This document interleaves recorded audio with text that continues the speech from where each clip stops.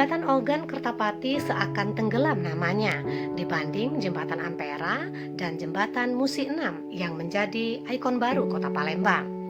Padahal jembatan yang membentang di atas Sungai Ogan yang bermuara ke Sungai Musi dengan panjang 205,2 meter dan lebar 6 meter ini merupakan jembatan tertua yang ada di Kota Palembang.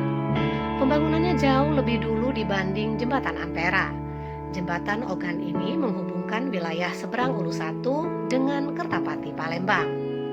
Berdasarkan beberapa literatur, Jembatan Ogan Kertapati ini dibangun pada tahun 1939. Namun belum ditemukan literatur yang menyebut pasti tanggal dan bulan pembangunannya.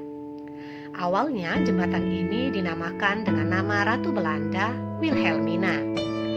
Kala itu jembatan tersebut termasuk bangunan fenomenal di Sumatera Selatan. Seiring perkembangan zaman, jembatan ini kurang mendapat perhatian masyarakat. Meski umurnya lebih tua dibanding ikon Palembang, yaitu Jembatan Ampera. Pembangunan Jembatan Ogan berasal dari sumbangan para petani karet, di mana setiap kilogram getah karet dikenakan 1 sen. Secara struktur, Jembatan Ogan Kertapati termasuk kokoh.